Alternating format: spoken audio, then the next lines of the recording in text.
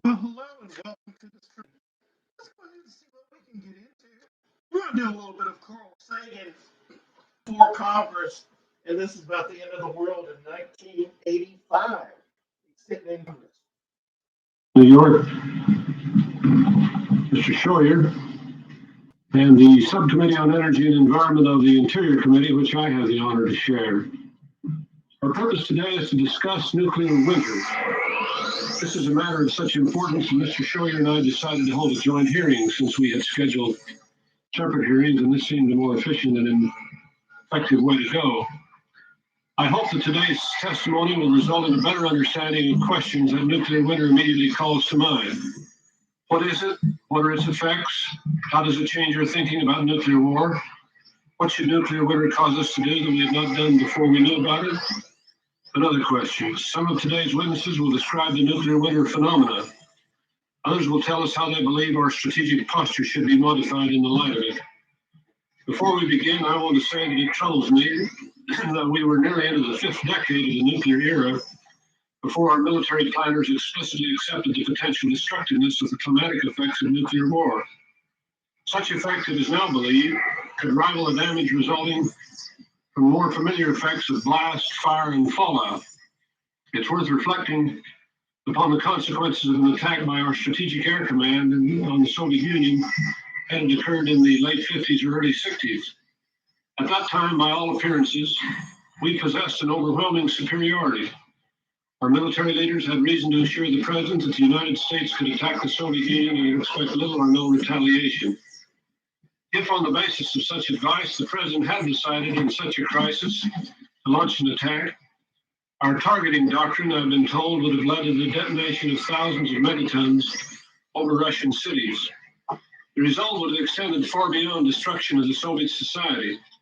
Some scientists now believe that such an attack would very likely have created catastrophic climatic changes in the Northern Hemisphere. Had this happened, our own society might have been destroyed even if the Soviets had not been able to launch a single weapon.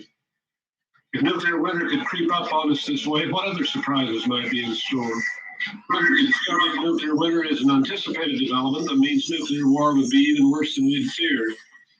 By the nature of things, the unexpected is more likely to fall on the negative side of the ledger. Nuclear winter was found on ground that had been well plowed by theorists and planners. The failure of analysis is the sort of event that should lead us to question confident assertions that security might lie in the next technological breakthrough. We should, for example, be skeptical of promises that a Star Wars defense will allow a move away from a strategy of mutual deterrence based on fear of annihilation. Star Wars, we are told, could make possible a strategy based on defensive systems. And as desirable as this might be in principle, it is unlikely to work out in practice. In fact, by its nature, Star Wars would probably do more to create tensions than to reduce them. Finally, I hope we will not be distracted by snake oils.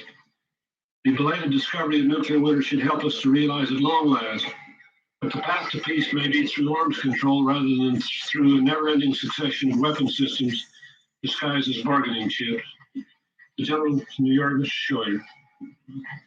Thank you very much, Mr. Chairman. I want to express my appreciation to you and your staff for the wonderful cooperation you've extended to our staff in working out this joint hearing.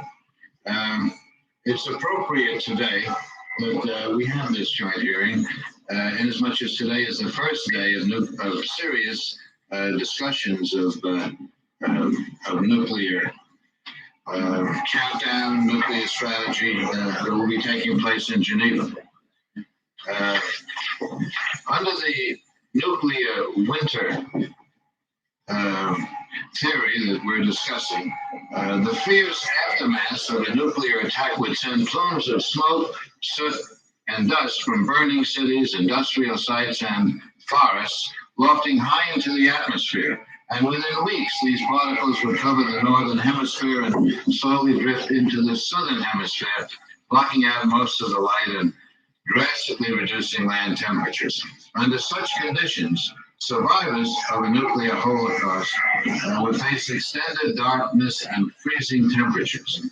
Rivers and lakes would freeze over. Plant life would wither and food production would be virtually eliminated in the ghoulish season of nuclear winter. The so-called victors of such a terminal battle would have little in the way of the spoils of victory, as the effects of nuclear winter spilled over the far corners of the remnants of our Earth. It's apparent that the implications of nuclear winter impose new realities of nuclear arms control strategy and nuclear deterrence. At the very least, the nuclear winter theory raises profound implications for the U.S. and presumably for our Soviet colleagues too, imposing on all of us the necessity of new thinking, creative thinking, on issues such as nuclear weapons planning, procurement, deployment, targeting, command, as well as for arms control and civil defense.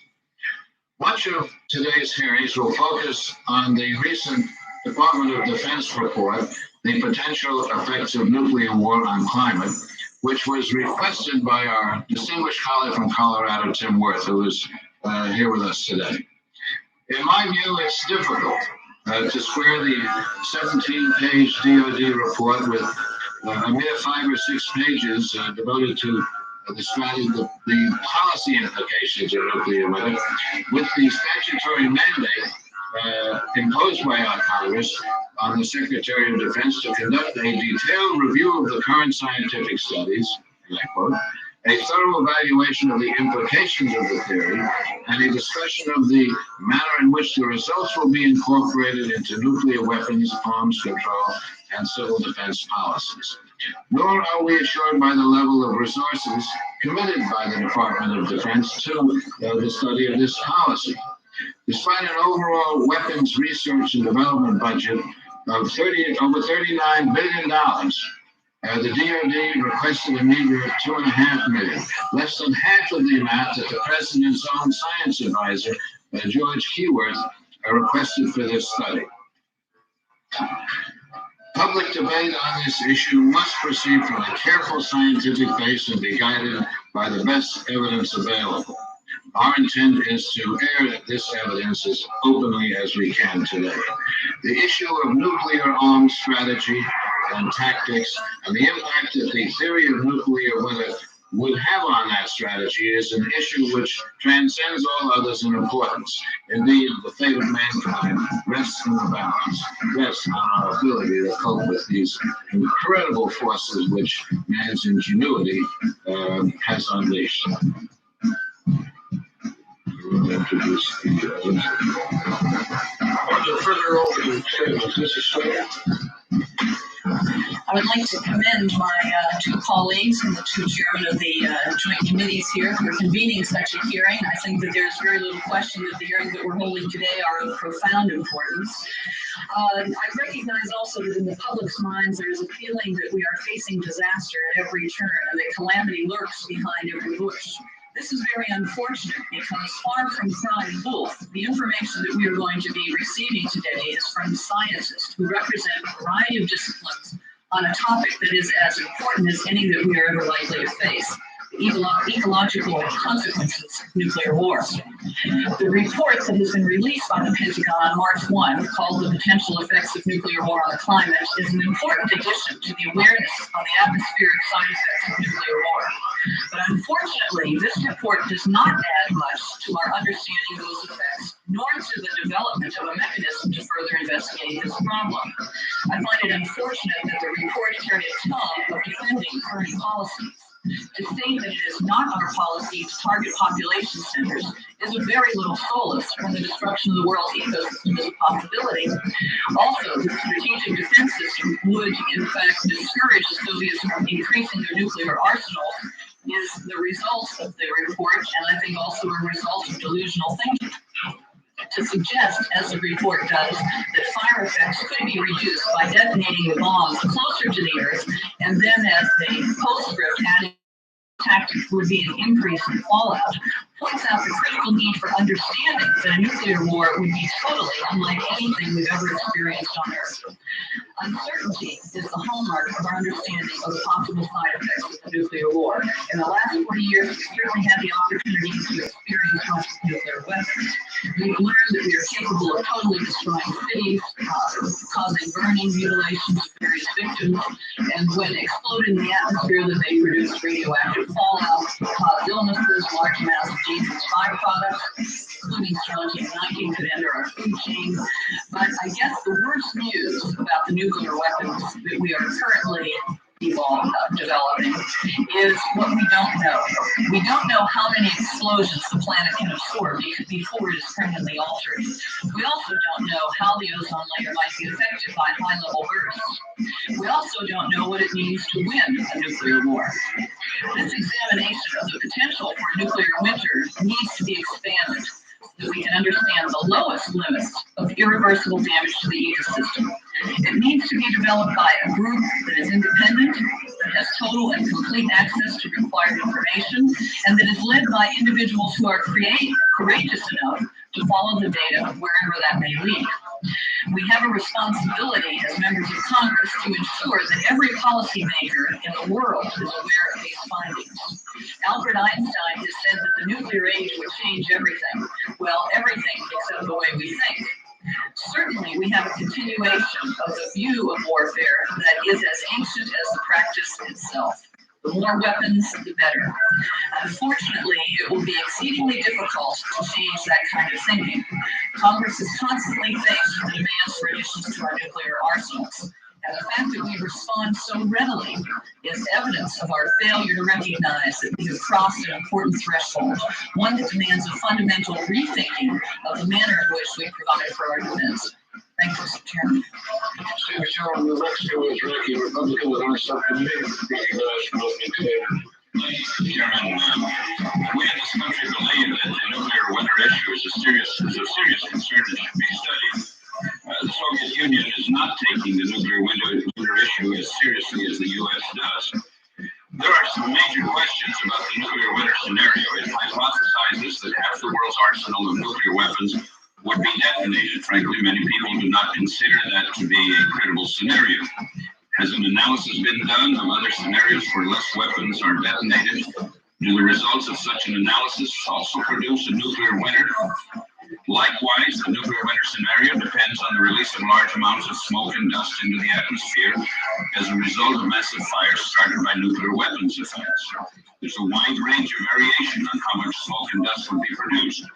Clearly, a key research need is to better refine the estimates of how much smoke and dust will actually be produced. This committee's jurisdiction is civilian R&D. We should look into whether the existing research efforts in climatic effects and fire, etc., are useful in analyzing the nuclear winter scenario. We should also consider whether the research efforts in studying the nuclear winter possibility will provide helpful insights into understanding natural phenomena of peacetime interest. The nuclear winter issue should be taken seriously. We should ask, what are the policy implications of the possibility of nuclear war? The most obvious one is that we should avoid a nuclear war. Since the possibility of nuclear war is being viewed with universal horror, it is hard to imagine that we need to have a resolve to avoid a nuclear war strengthened. Second policy implication is that we should work towards arms reduction. Right now, the U.S. is meeting with the Russians in Geneva for that very purpose. Clearly, we're proceeding along the proper lines. If indeed we reach agreement on arms reduction, it will only be meaningful to the extent that all parties comply with the agreement. The U.S., being an honorable country, will clearly comply with any treaty on arms control. We need to verify that the Soviets would also comply. Therefore, we should ask whether or not the present technologies of verification are adequate. And also, we should consider what additional research and verification technologies should be studied. Finally, the nuclear winter scenario tells us that we need to think about other possibilities for defending our country that do not rely on nuclear weapons. Is the President's Strategic Defense Initiative the answer? Mr. Chairman, I will look forward to the answers to these and other questions during the hearings of various witnesses. Thank you. Gentleman from Colorado has been a leader in telling those of us concerned on this issue. Thank you, Schroyer, for such prompt response to the report that came from the Pentagon and having this hearing, I think, just 12 days later.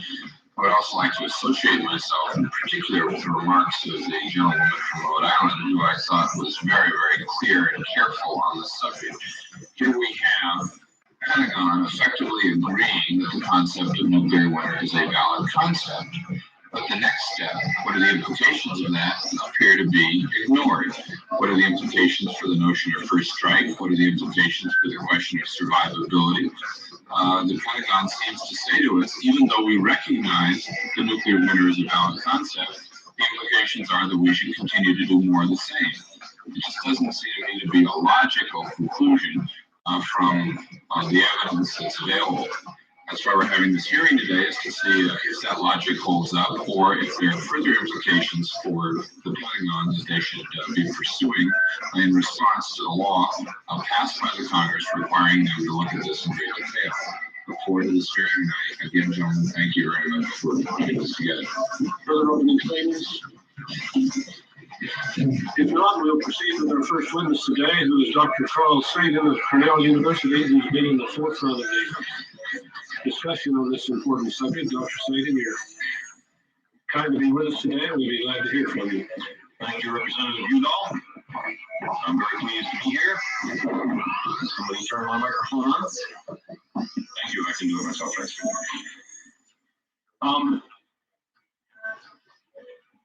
Some years ago, when the first results of our study, the so-called TACT study on nuclear winter, were becoming clear to those of us working on it, long before it was publicly released, it became clear to me that there were serious policy implications on the issue.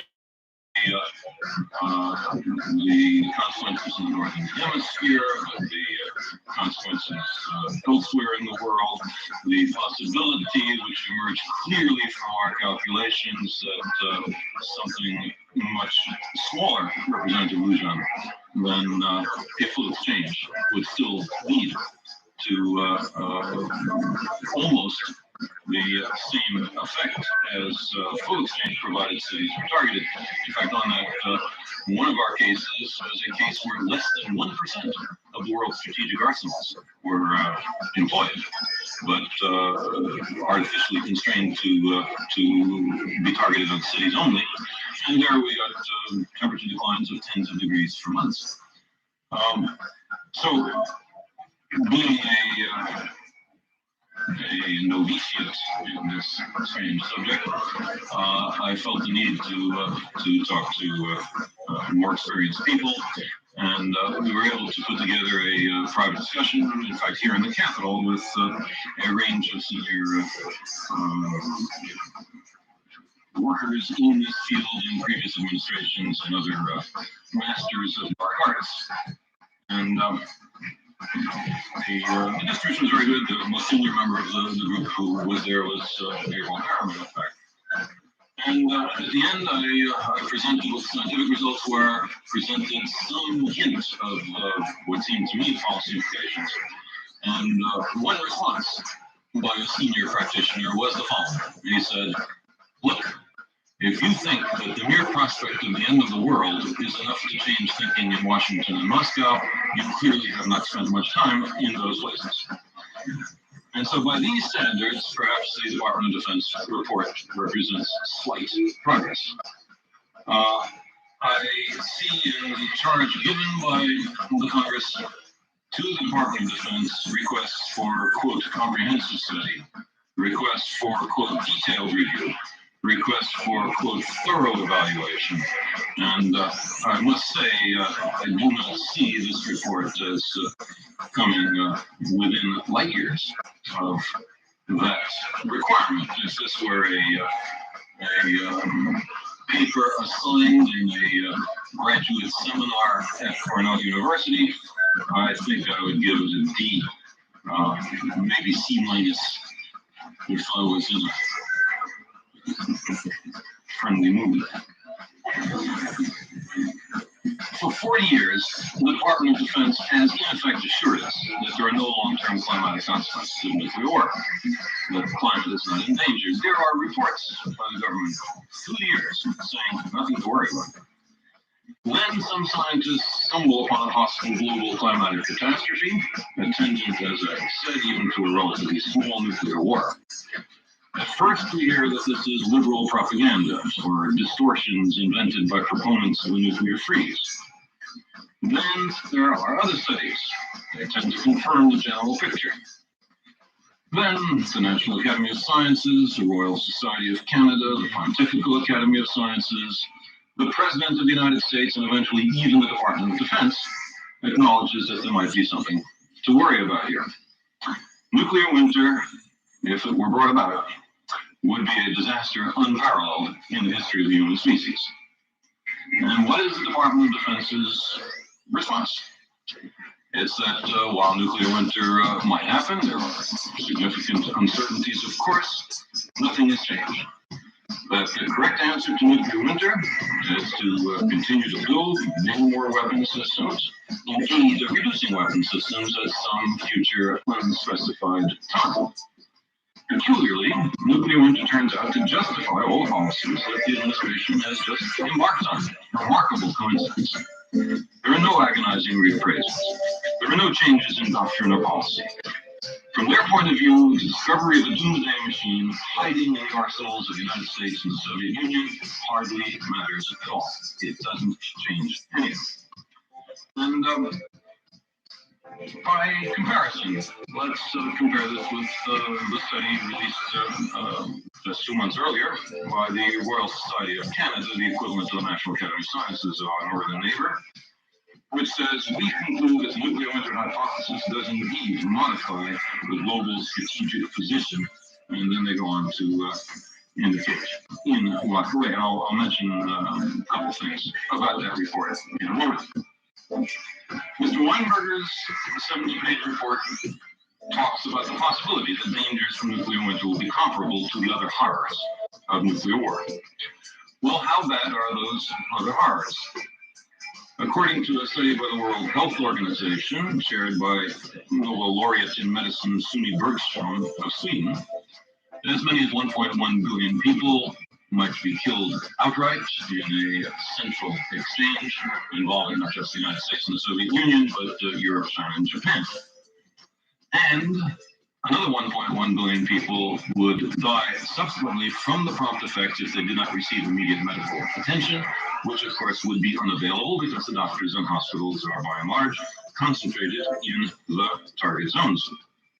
Well, 1.1 plus 1.1 equals 2.2.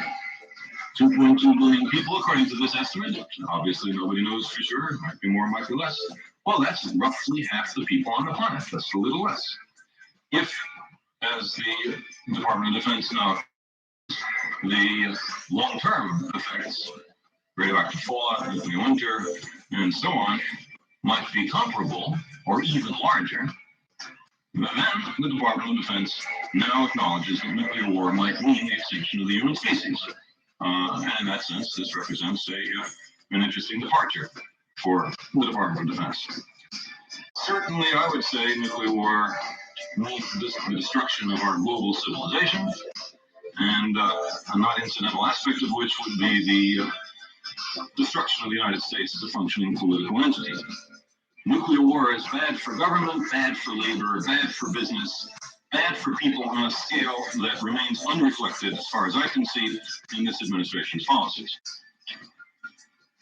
Now, one significant consequence of nuclear winter is that nations far removed from the conflict, nations, if there are any, that have no part of the quarrel between the United States and the Soviet Union, nations in the Southern Hemisphere, might be utterly destroyed without a single nuclear weapon falling on their territories. It's a possibility. You will hear later from Dr. Schneider and others on recent work on involvement of equatorial and southern latitude regions. The Royal Society of Canada says, quote, nuclear winter globalizes the environmental impact of nuclear war, close quote. There's no hint of this in Mr. Weinberger's report. There is no reference to the Royal Society of Canada report. There is also no reference to a report done by a branch of the Air Force, a branch with what I think is the best acronym in the business, CADRE, C-A-D-R-E, the Center for Aerospace Doctrine Research and Education at Maxwell Air Force Base in Alabama. This report was prudently commissioned by the Office of the Department of Defense something like a year ago. Mr. Wagner will doubtless be able to tell us more details about that. I visited with them in the early days of their work. This is a bunch of majors and lieutenant colonels and some faculty members from University of Alabama, Georgia Tech. Seemed to me very good, very broad, very conservative. Well, they produced a report. Nobody seems to know where it is or what's in it. And so it was published in January. What is in it? It'd be most interesting to know what this branch of the Air Force is designated to study the policy implications of nuclear winter has to say about it. Also be interesting to know why is it that that report has not been released. The military implications of nuclear winter seem to me to be very broad. For example, consider the question of battle management and damage assessment. There is a nuclear war. You have launched some warheads. You wish to see whether they have done what they're supposed to do. How do you find that out if the target zone is socked in with smoke and dust and fine debris?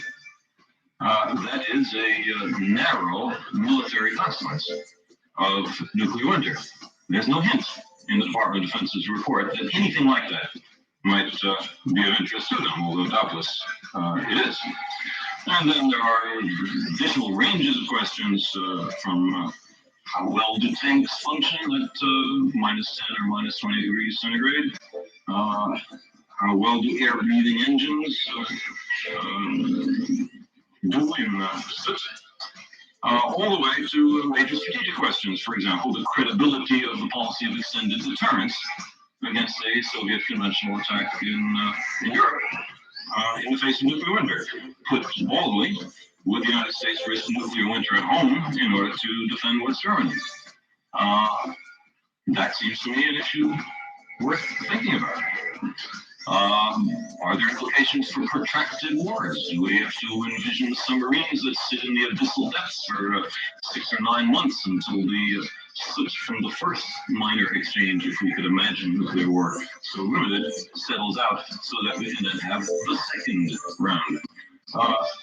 It seems to me that even from the narrowest of perspectives of the Department of Defense, this report is inadequate. The report does worry about what is generally called an asymmetry of perception. What if the United States is worried about nuclear winter and the Soviet Union is not worried about nuclear winter? Might there then be some strategic advantage that redounds to the Soviet Union because they are, in this hypothesis, too foolish to see what the consequences of nuclear war are? Should we also be too foolish to see what the consequences of nuclear war are? It's a very curious question, and it has lots of good answers. For example, a major high-level joint study between the United States and the Soviet Union of the policy implications of nuclear winter. If the administration is worried about what the Soviets know and believe, there are means to find out. There are means to enlighten the Soviet Union on this issue if there are some deficiencies felt. Now, asymmetry of perception is one thing. Asymmetry of vulnerability is another. Is there a difference in the consequences for the United States and the Soviet Union if there were a global or even northern mid-latitude nuclear winter? Let me read 3 sentences from the Royal Society of Canada's report. The Soviet Union's sensitivity to small climatic fluctuations is well known. Since 1972-73, they have endured repeated drought-induced or frost-triggered crop losses on a staggering scale, mostly in the new lands opened up in the last 2 decades. The nuclear winter hypothesis predicts much larger stresses for the interior of Eurasia. A nation hard-pressed to cope effectively with current natural climatic variability will face a vastly greater threat. There is no hint of asymmetry or vulnerability in the Department of Defense report. There is nothing on implications for agriculture at all. Nothing on biological implications, except that they probably would be bad. Nothing on the functioning of society after a nuclear war as a consequence of nuclear winter. Let me again just pull out the Royal Society of Canada's report. The Royal Society of Canada is a very small organization, very limited resources compared to those of the Department of Defense. Here, for example, Mr. Chairman, is a graph of how the area of Canada capable of growing mature wheat declines as there are temperature declines. So with a 1 degree decline, it's all down there. With a 2 degree decline, there's hardly any place left in Canada where wheat can still grow. It'd be very interesting to see this graph extended into the United States. What temperature declines are necessary to wipe out agriculture in the American Midwest? This is surely within the ability of the Department of Defense to do. No hint of any such study is shown here, and incidentally in the greatly attenuated national plan for studying nuclear winter, there is no money at all allocated for biological, agricultural, social, or other implications. It's all and strategic implications. Everything is in the physics. Now, it is, to me, remarkable that there is virtually nothing in this report about the implications of nuclear winter for the relations of the United States with other nations.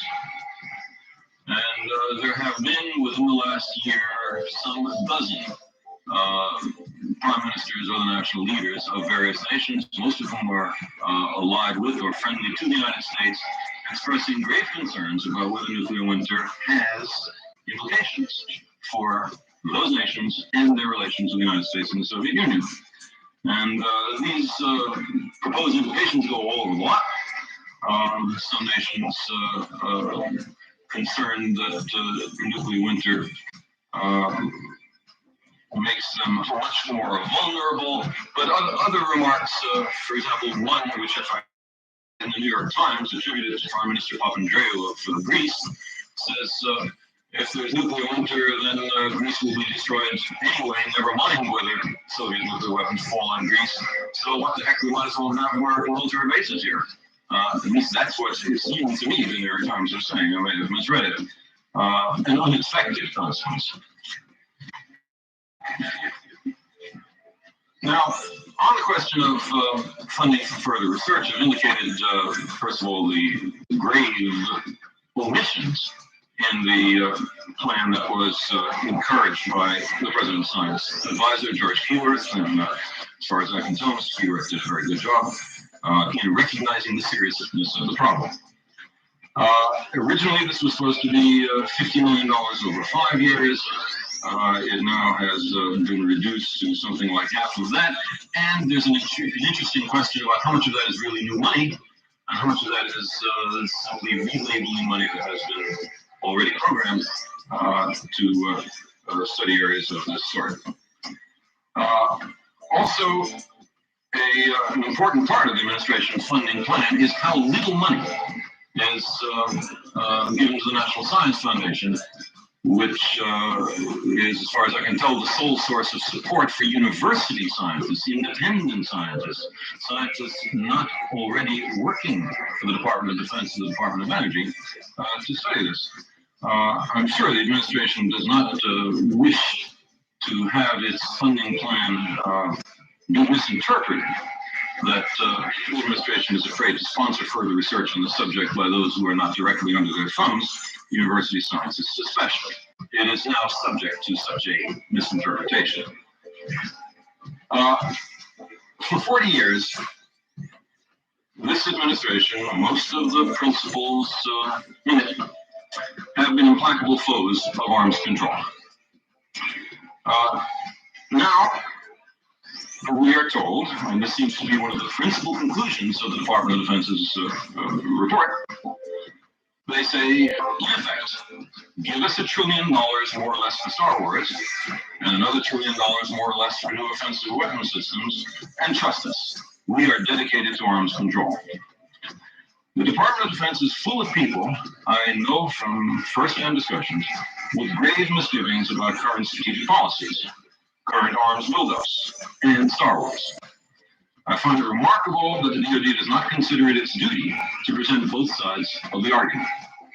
Congress does not hear from experts within the government who have grave doubts on these issues.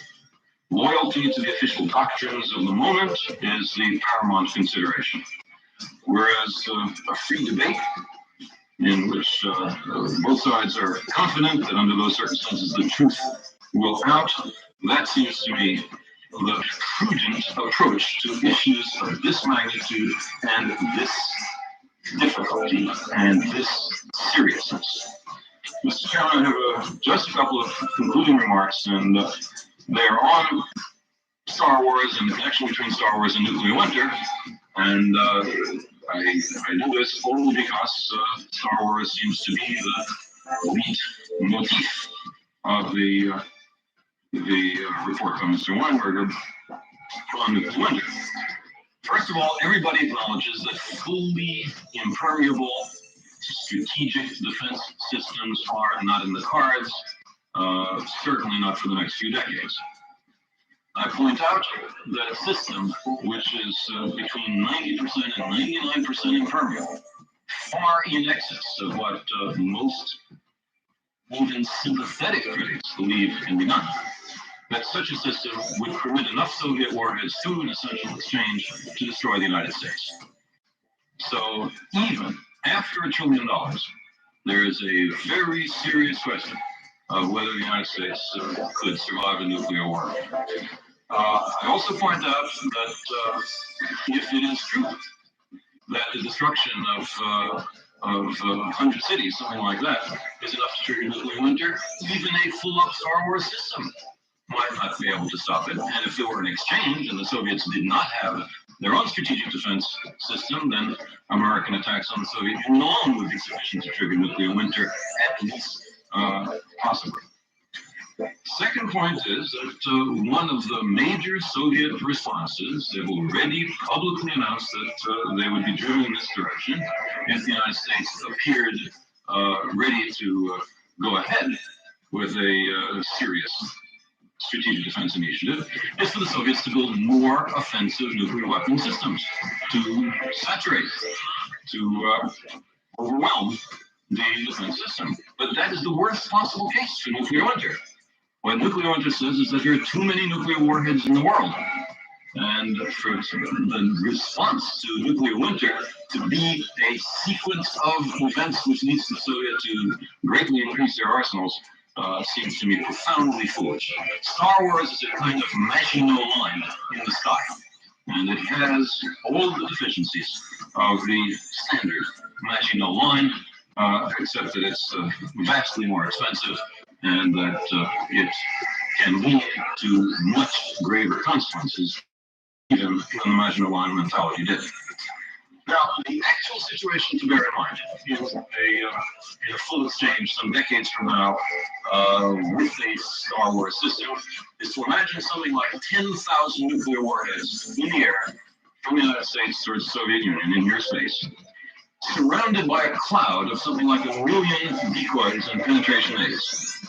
Your job, should you choose to accept this assignment, is to pick out every one of the 10,000 warheads, ignore every one of the 1 million penetration aids and decoys, and you have 10 minutes or less to shoot down all the warheads. If you miss a few percent, everybody is dead. That's your problem. You're willing to bet your life for a battle management computer where the program is too difficult to be written by human beings. It has to be written by other computers. The program is too difficult to be debugged by human beings. It can only be debugged by other computers. The system cannot be tested at all short of a nuclear war. And now, the system can only be operated by a computer. no humans involved, except for the consequences. And if the system fails, the world is destroyed. Now, I submit to you that you have to be really Looney Tunes to bet the human race on this one. The only way to be really sure is for major, dramatic, bilateral, verifiable cuts in the strategic arsenals. Congresswoman Schneider quoted Albert Einstein, who said in 1945 that the advent of nuclear weapons had, quote, changed everything except our way of thinking, and thus, he said, we drift towards unparalleled catastrophe, close quote. That's what's most missing from this report, even a hint of a change in our way of thinking. Thank you very much. Thank you, Dr. Sagan, for a provocative and interesting introduction to this important subject today. We apparently had good attendance in both subcommittees. I suppose we ought to operate under the 5-minute rule in fairness to everyone. Yes. All right. I'll defer to my colleagues and begin with the co-chair of these hearings, the gentleman from New York, Mr. Shelley. Thank you, Mr. Chairman. Dr. Sagan, you've given us a great deal to chew over. And the question is, where do we intervene? Where do we crank in this new factor of nuclear winter into existing arms control strategy all times? The Defense Department does have some ameliorating limits on nuclear hits, for example. They have, under the CIOP, the Single Integrated Operational Plan, they do have a criteria known as restraints on collateral damage. And that means that they will normally use the smallest weapon to take out whatever the target is. They won't engage in overkill on any one target. Now that seems to indicate at least they move in the right direction if they are thinking of minimizing damage above and beyond what is necessary to take out a particular target. Can you conceive of another criteria that would involve perhaps an urban fire critical mass, which is what produces nuclear winter, that would take into account the number of weapons, kilotonnage of weapons, number of cities hit, the spread, the distance between cities, prevailing winds, temperature, time of year, and so forth. That would give the Defense Department some kind of maximum number of nuclear weapons, total kilotonnage, distribution, and so forth, that would provide a further limiting criteria, as they've already established one, but this would be a further limiting criteria addressed to the concept of nuclear winter and addressed to the concept of avoiding whatever the threshold is.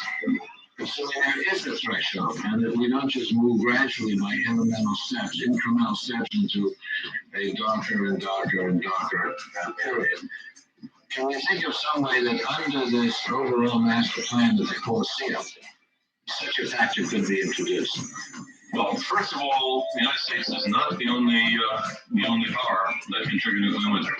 So even if we were 100% convinced that the latest CIOP makes every effort under firm controls not to target populated areas, not to do all the things that would maximize nuclear winter, there is the question of the strategies of the Soviet Union, Britain, France, and China, all of whom, as far as we can tell, might have arsenals large enough to trigger nuclear winter, and the last three mentioned, because of the nature of their arsenals, are primarily targeted on cities, entirely Soviet cities. So that's the first concern that I would raise about this issue. Any solution to this problem that involves targeting raises questions of verification. How will the Soviets be able to believe us that we don't target Soviet cities? How will we be able to believe the Soviets that they don't target American cities? Will we have American military officers looking into the innards of the guidance system program of Soviet missiles? Will we allow Soviet officers to do the same for American missiles? It seems extremely unlikely. And therefore, bland assurances on the nature of the PSYOP or the RISOP, the Soviet equivalent, simply don't carry much weight, it seems to me. On the question of whether U.S. PSYOP does or does not maximize nuclear winter, there are a diversity of points of view.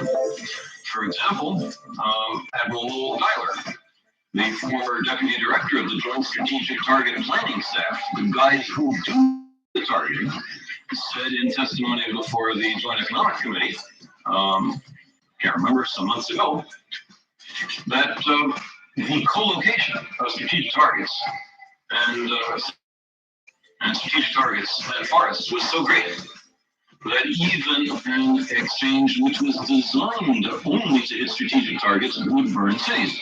And along those lines, the report by Mr. Weinberger that we were talking about has a very curious phrase.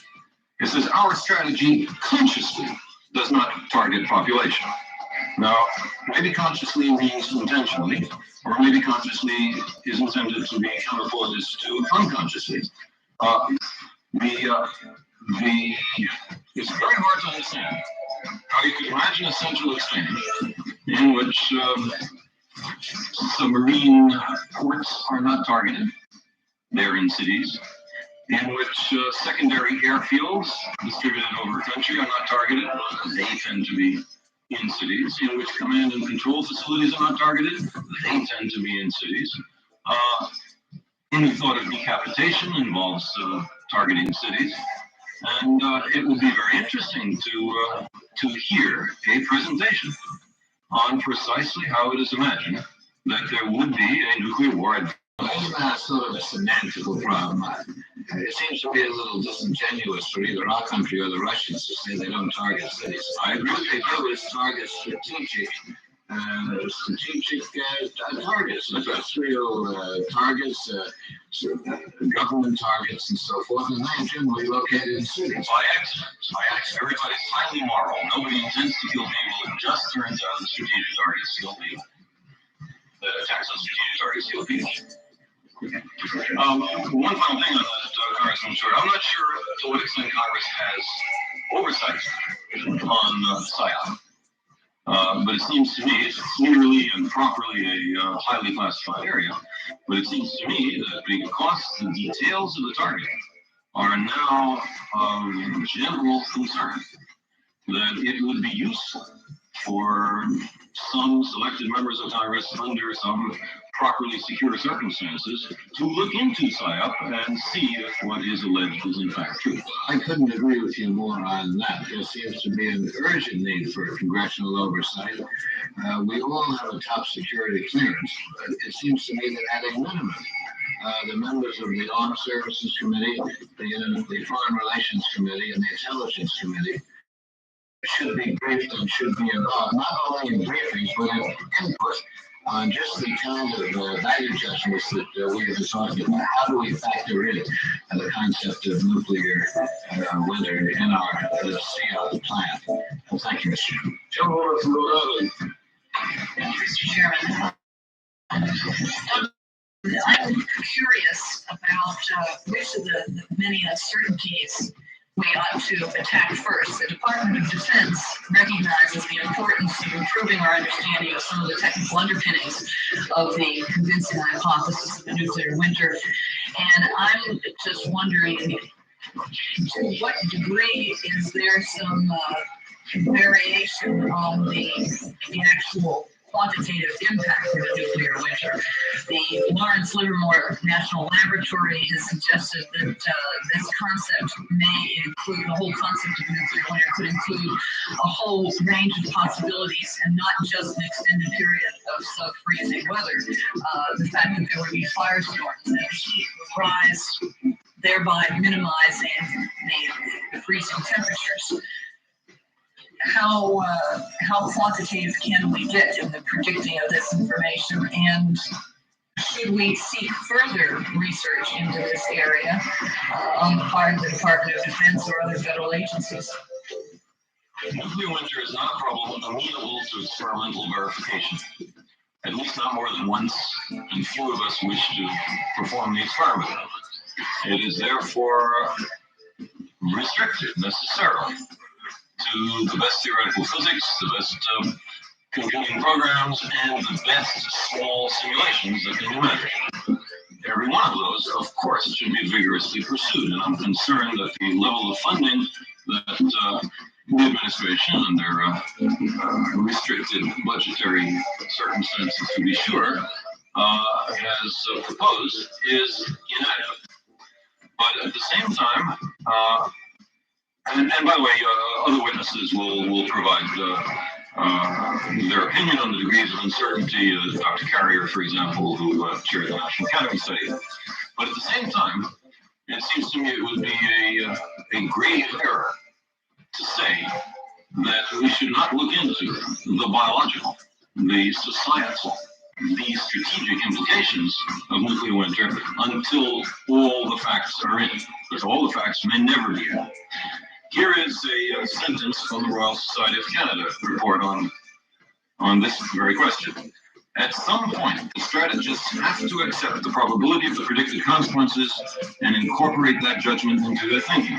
Scientists tend to cloak their predictions in a shroud of ifs and buts. And the Royal Society of Canada is not criticizing scientists, that's the nature of scientific work. But every aspect of the nuclear strategic issue is surrounded by uncertainties. And there are uncertainties. We just talked about one. What are the Soviet psyops? What are the American psyops? What is the uncertainty of the Strategic Defense Initiative? What is the uncertainty of the gaps? The famous window of vulnerability. How uncertain was that? It drove the arms build-out partly that we are now in. I would like to see an even-handed concern about the reliability and verifiability of every aspect of this problem. Okay, let me also ask you, the Department of Defense reports or reviews some of the Soviet perceptions, and the conclusion that they reached is that the Soviets have really done very little work on this subject. Are you in agreement with that? The Soviets, in my view, have not done nearly as much as they should, and I hope will.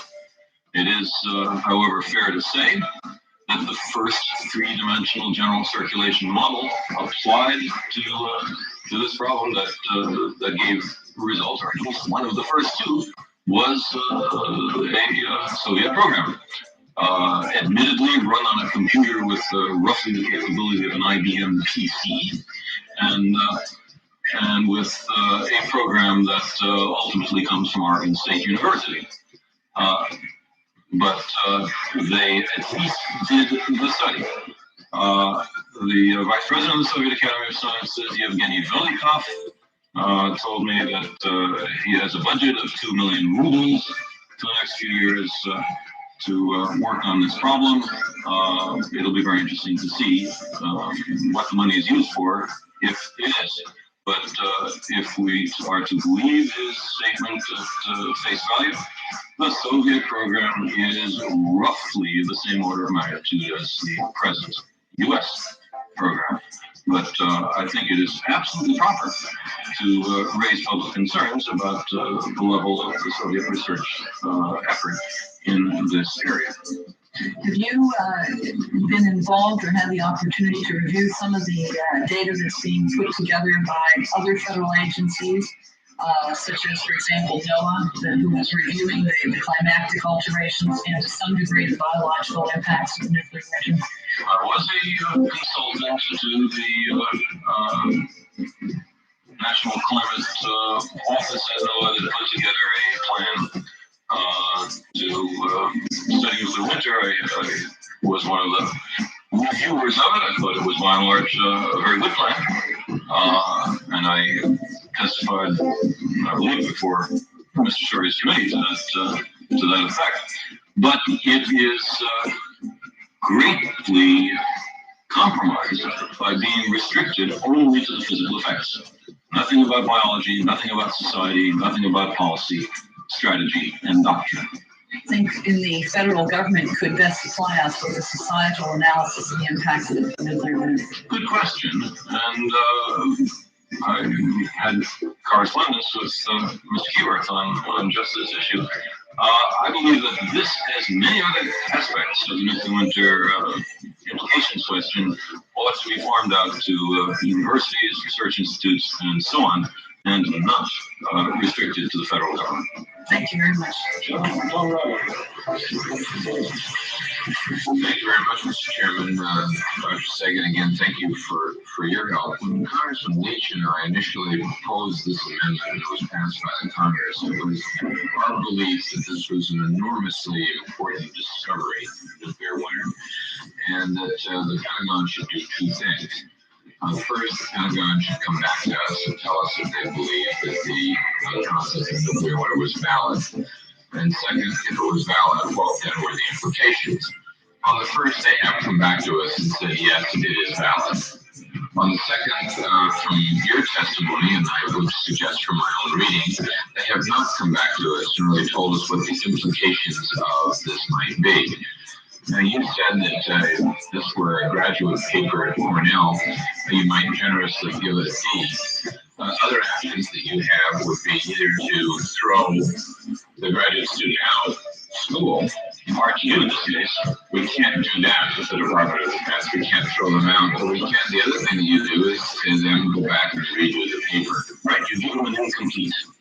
And now, it seems to me that we have the opportunity of giving them an incomplete, and one of the obligations that we have is, in fact, the concept of nuclear winter does have very broad implications for our targeting, for our arms control initiative, for how we are developing our whole strategy toward the Soviet Union. And we should go back to them with